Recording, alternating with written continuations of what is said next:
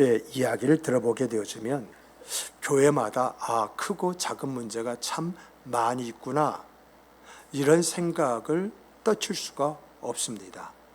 그런데 그 목사님들의 이야기를 들어보면 많은 교회 가운데에 그 교회들 중에서 성도들 간의 문제, 이것을 목사님들이 제일 힘들어하는 것이구나, 이런 생각을 갖게 되어집니다. 그런데 성도 간의 문제가 있을 때에 제가 사역을 하면서 경험한 것이 4가지입니다. 그 첫 번째는 뭐냐면은 이제 성도들 간에 문제가 있으면요, 상호 간에 유대감과 친밀감이 파괴됩니다.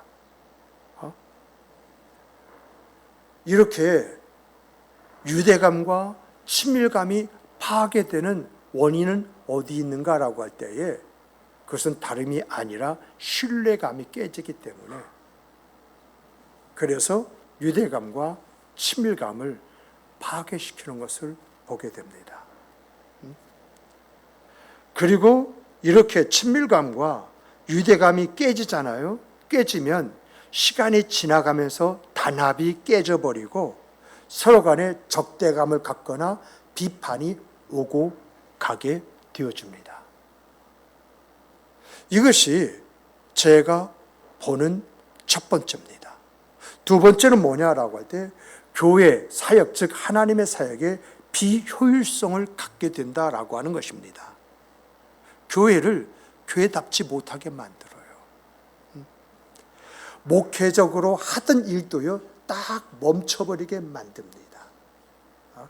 성도들도요, 신앙의 목표가 사라짐으로 인해서 방향성을 잃어버려요.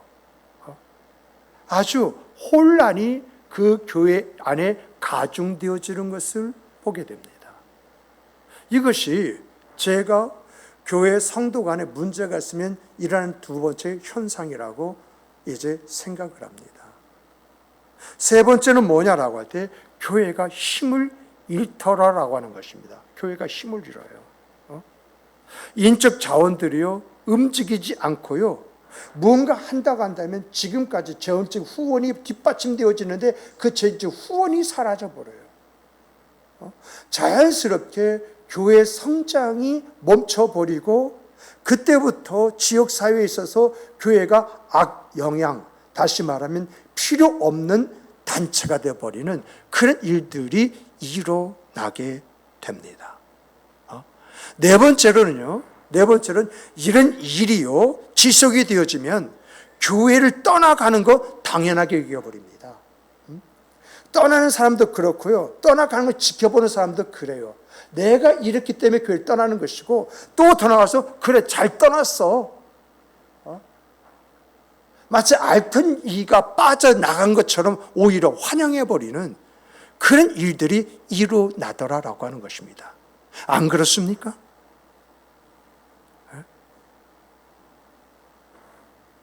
성경에는 이런 위기 가운데 있는 교회가 어떤 교회냐라고 할 때 그 교회가 바로 고린도 교회다고 이렇게 이야기를 합니다. 고린도 교회는요, 바울파, 그리고 베드로파, 그리고 아볼로파, 그리고 그리스도파로 나누어져 있었습니다. 계파만 있었고, 계파 안에 친밀감과 유대감은 있어도 계파를 떠나면 서로가 적대감을 가지고 경쟁을 했습니다.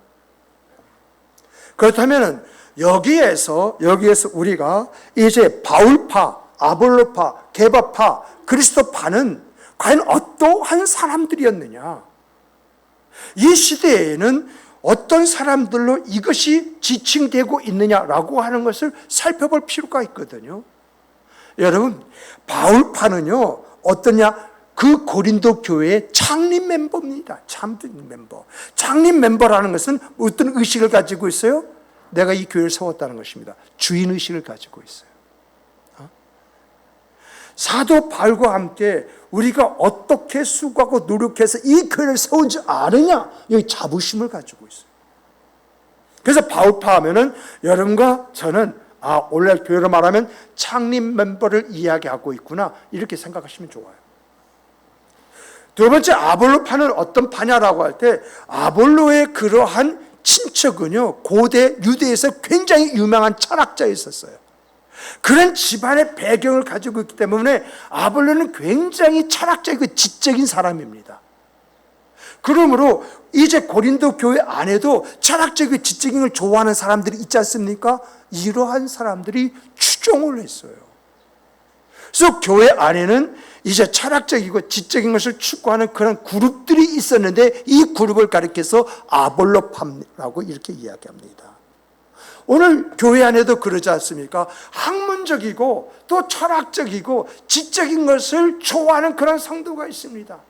그래서 성도들 가운데 따라가는 성도를 보면은 이런 욕구가 충족되지 않기 때문이라고 이렇게 이야기합니다만은, 과연 지적이고 철학적이고 그러한 것들이 그 사람의 영혼을 살리고 그 사람을 복되게 만드는지, 그것은 모르겠어요. 다만 성경에서 말한 것처럼 배우고 학식이 있는 자, 하나님께서 어리석고 무식한 자를 통해서 이제 그를 낮추신다라고 하는 그런 말씀만 우리가 볼 뿐이죠. 그리고 개바파는 쉽게 말하면 베드로를 추종하는, 근데 베드로가 누구죠? 예수님의 수제자 중에 수제자잖아요. 대표적인 그런 제자이잖아요. 그런데 이러한 사람들이요, 뭘 좋아하느냐라고 할 때 유대적 전통을 좋아합니다.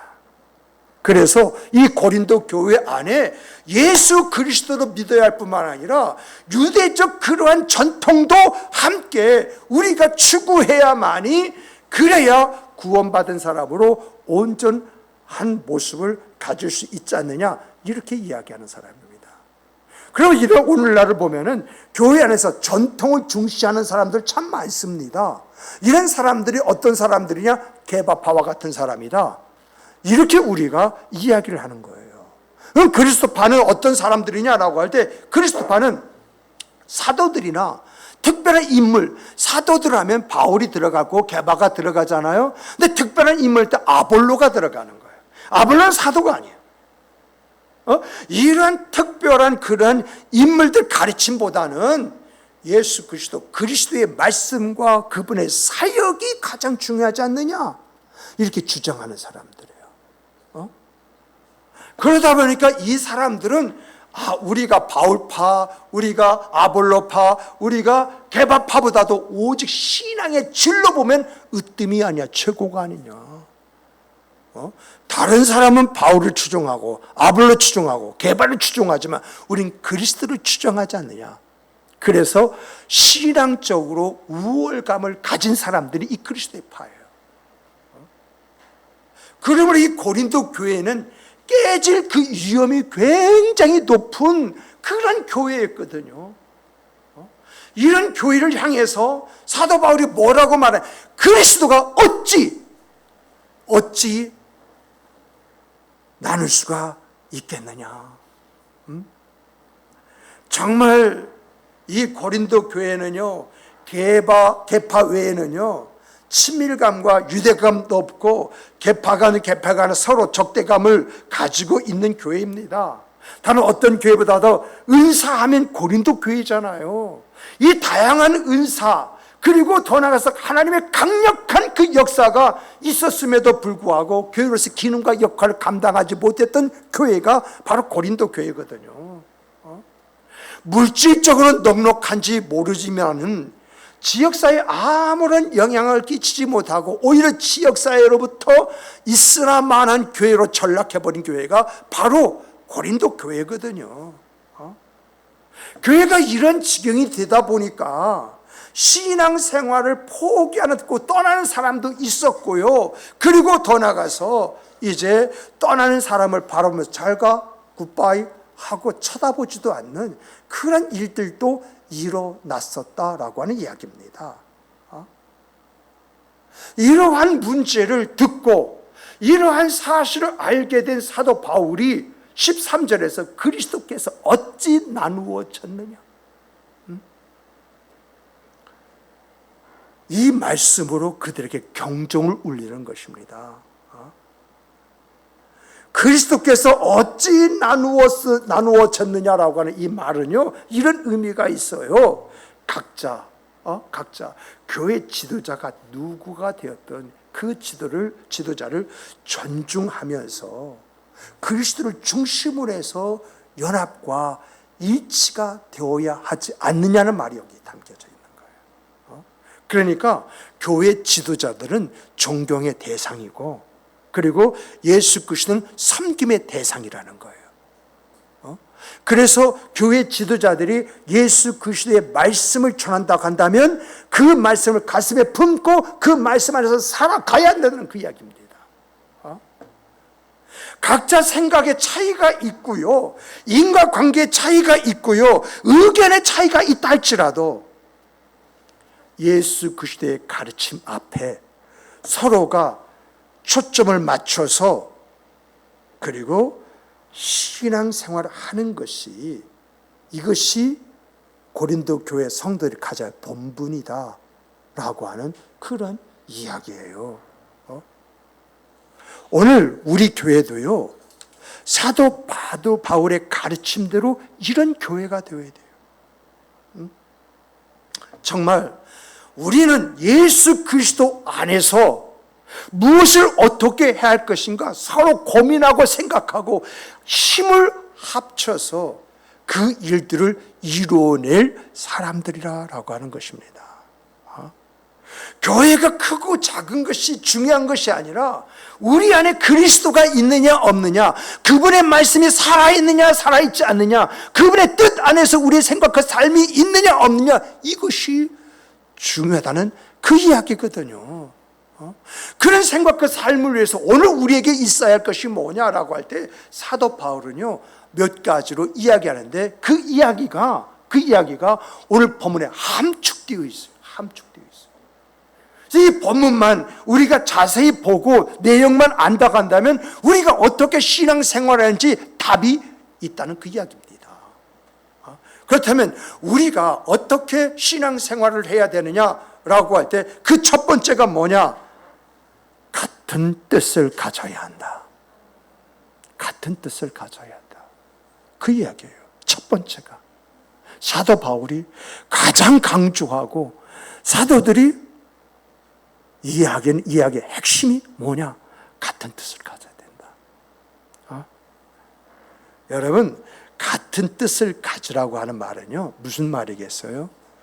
교회가 추구하는 목표와 비전을 가지고 살아야 된다, 그 이야기입니다. 이 이야기는 내 이야기가 아니잖아요.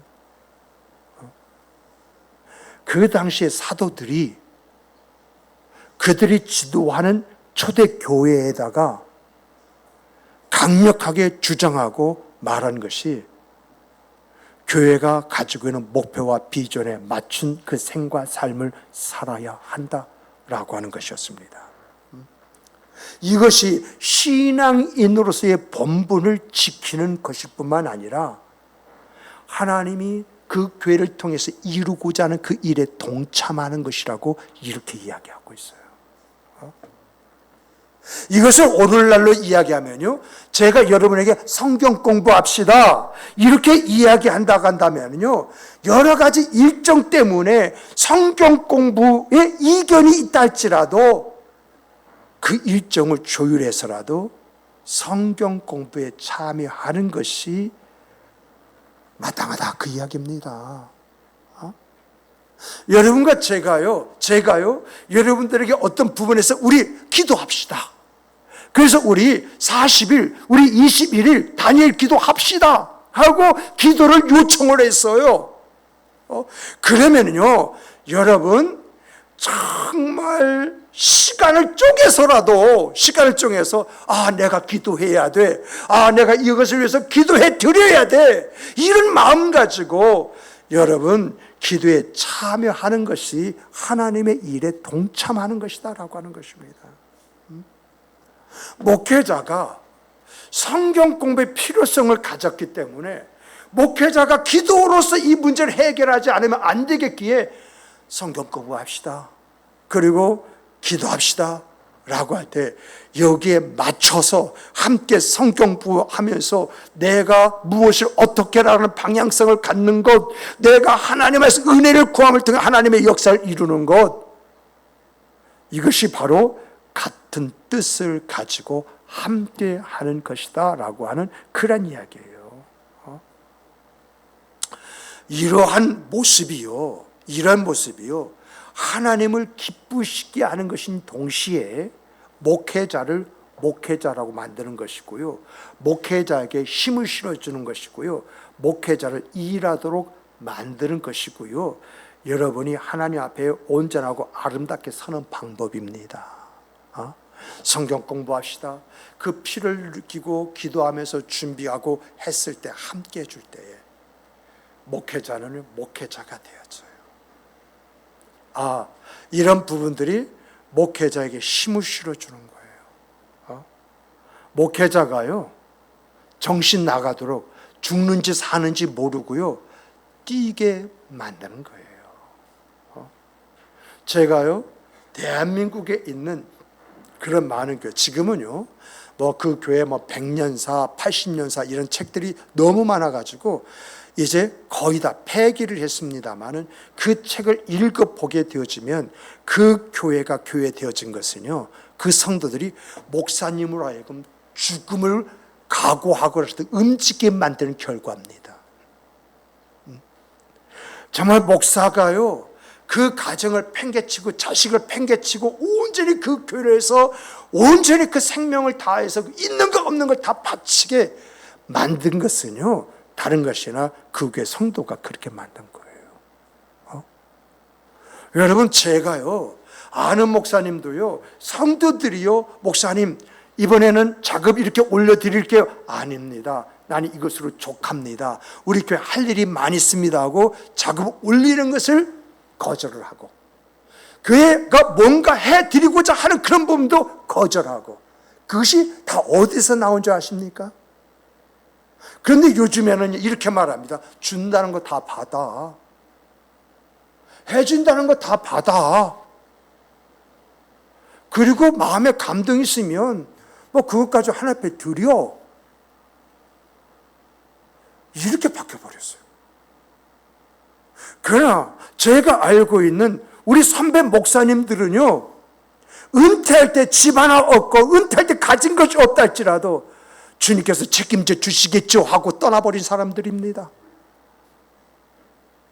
정말 어떤 면에서 보면 들려진 이야기가, 정말 목사님이 은퇴하시고 힘들게 살더라, 어렵게 살더라. 그래서 성도들이 찾아가니까 뭐라고 이야기는, 아니 괜찮습니다, 주가 주시면 정말 은퇴하고 보니까 기도 많이 해서 감사합니다. 또 더 나가서 먹는 것 조절해서 이제 건강을 도모하기 위해서 감사밖에 없더라. 제가 그 얘기 참 많이 들었거든요.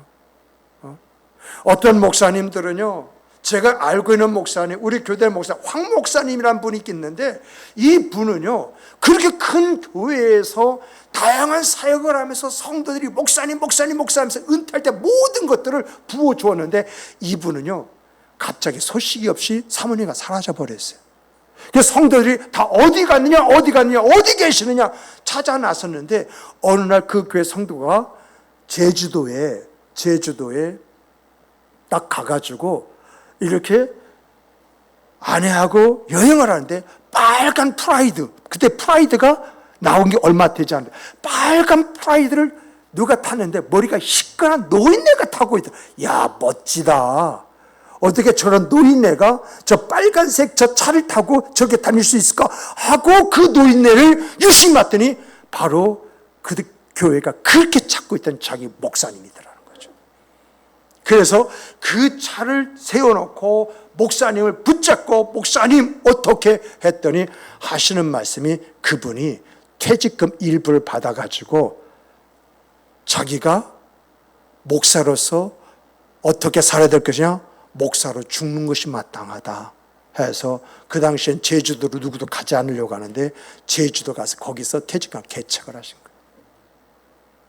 혹시나마 성도들이 누가 될까 봐서 어디로 갔는지 행방을 가르쳐 주지 않고 가서 목회를 했던, 그래서 저 역시도 은퇴하면 목회자로 죽어야 되지 않겠는가? 이러한 생각을 품게 만든 목사님이 바로 우리 삼배 목사님들이에요. 이렇게 여러분과 제가 하나가 되어지면 여러분 어떤 결과가 오느냐라고 할 때 여러분 제가 가진 것도 하나님 앞에 다 드릴 수가 있어요. 제 나머지 생각 그 삶을 위해서 정말 어디에 가서 조용히 개척하면서 그렇게 살아갈 수도 있어요. 이건 누가 만드느냐?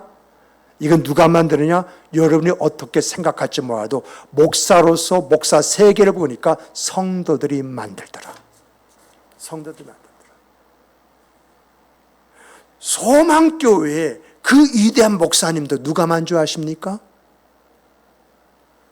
그것도 소망교회 성도들이 만들었어요.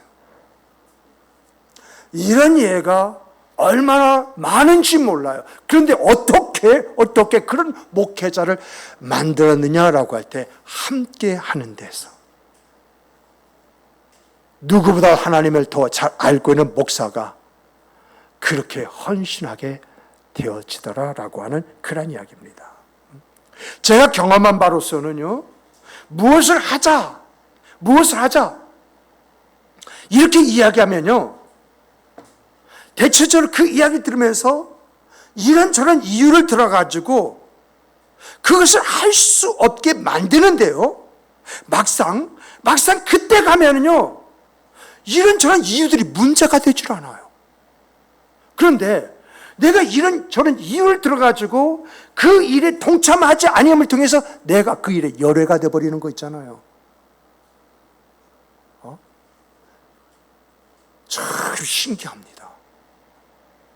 왜 그때 가서는 그게 아무런 문제가 되지 않는지, 그런데 그것이 문제가 될 것을 예상하고 내가 취한 행동이 나를 만들어버리는 그런 일들이 일어나더라는 것입니다.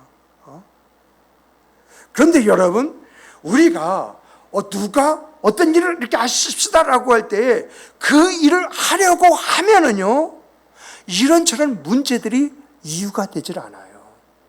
다 조율할 수 있고요, 다 해결할 수 있는 것으로 보여요. 그러다 보니까 그 삶에 뭔가 성취감이 있고 그 안에서 뭔가 이루어 놓은 것이 있어요. 자연스럽게 이런 사람이 어떤 사람이요? 존경받는 사람들이 되어지는 것입니다. 안 그렇습니까?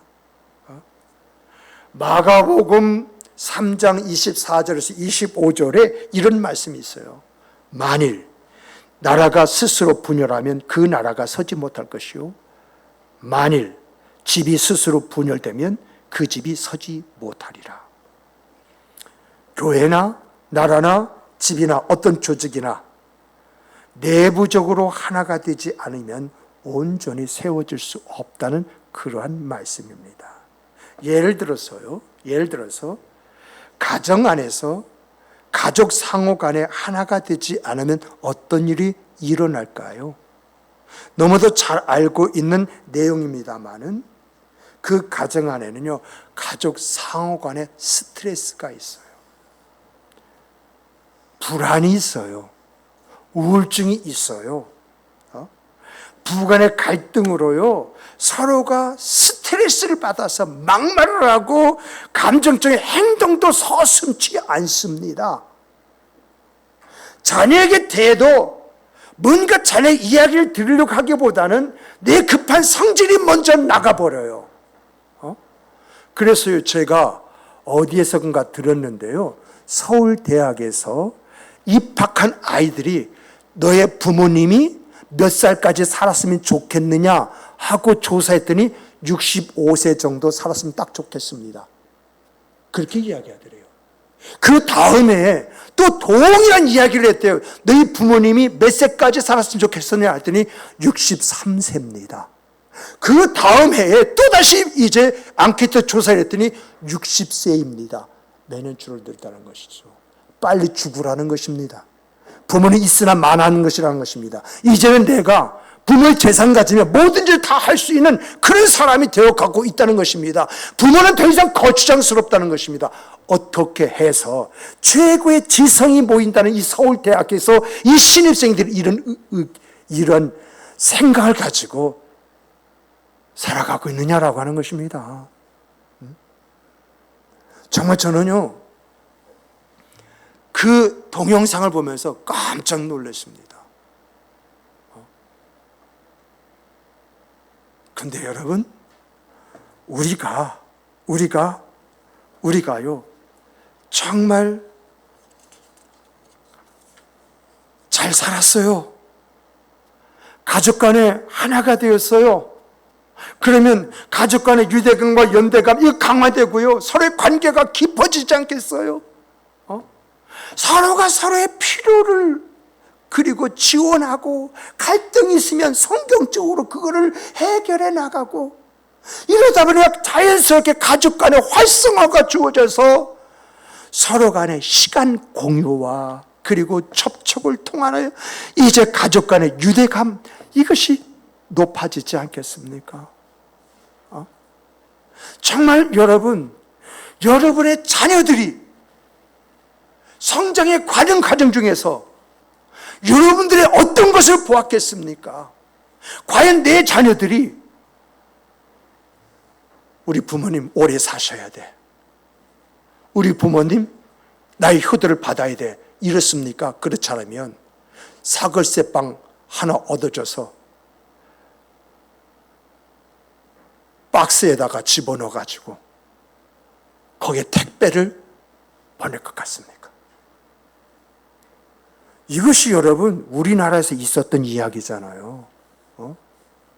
자기 어머니하고 사는 것이 거추장스러우니까 사글세 힘도 없고 능력도 없고 뭔가 할 수도 없는 그런 상황 속에 있는 자기 어머니를 택배 박스 큰 거 하나 더 해가지고 그 집으로 보내버렸다는 거 아니겠습니까?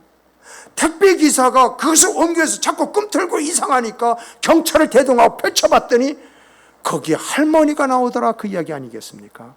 그런데 할머니는 자기 자식의 입장을 위해서 죽어도 자기 자식이 누구라고 말을 하지 않더라. 이런 이야기가 여러분 신문에서 한번 나온 그런 내용이 아니겠습니까? 여러분, 정말 여러분과 저는 자녀들이 아빠, 엄마 오래 사셔야 됩니다. 제가 아빠, 엄마에게 받은 그 사랑을 조금이라도 이제 되돌려 드리고 싶습니다. 이렇습니까? 아니면 이제는 점차적으로 나이가 들고 실수를 하다 보니까 귀찮은 그런 존재가 되어져 가고 있습니까?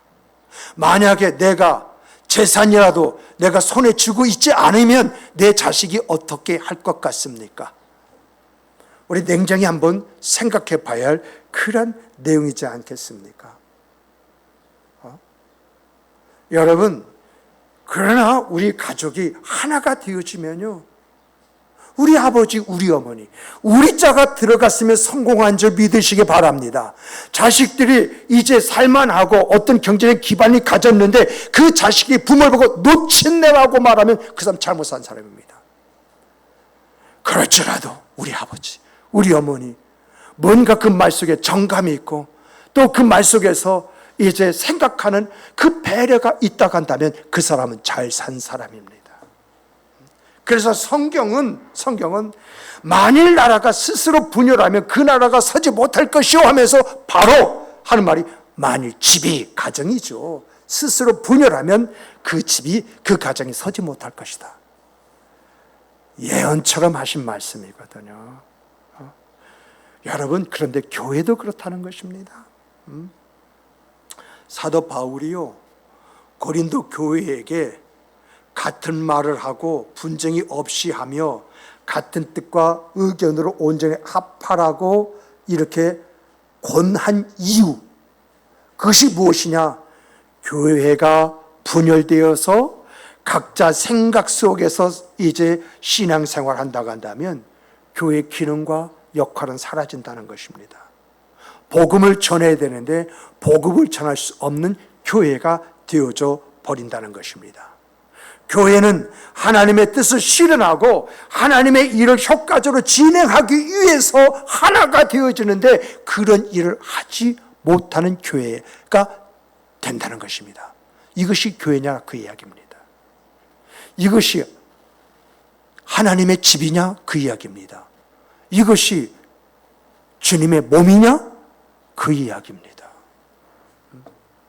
그러므로 사랑하는 성도 여러분, 오늘 첫 번째 단락에 있어서 이제 같은 뜻만 이야기했습니다마는 중요한 것은 여러분 같은 뜻을 갖기 위해서는 서로 신뢰하고 서로 협력하고 서로 위로 격려 배려하는 여러분과 제가 되기를 주님의 이름으로 축복합니다. 축복합니다. 정말 우리가 가져야 할 모습이 바로 이 모습 아닙니까? 이 모습을 가지면 가정이 회복이 되어집니다. 자녀들이 일어나게 되어져 있습니다. 내가 웃고 감사하고 찬송할 수가 있습니다. 하나님은 갚아주시는 하나님. 하나님은 우리 안에서 역사하시되 우리의 중심과 우리의 삶의 내용을 보시고 그 안에서 역사하시는 하나님이십니다. 하나님의 역사는 어떻게 주어지고 나타나고 무엇으로 우리를 충만케 하실 줄 모릅니다. 그러나 그 하나님의 은혜 은총 앞에 우리 모두는 감사하고 찬양을 합니다. 왜요? 생각하지 못했던, 경험하지 못했던 하나님의 세계가 내 삶이 되었기 때문입니다. 이런 아름다운 은혜의 역사로 인해서 때로 우리 한번 눈물 한번 흘려보십시다. 하나님이 하셨습니다. 이 고백 속에서 나오는 이 눈물, 진정으로 감사의 아름다움 속에서 찬송 있는 여러분과 제가 되기를 다시 한번 주님의 이름으로 축복합니다. 축복합니다. 우리 다 같이 주시는 말씀 가지고 통성으로 기도하시겠습니다.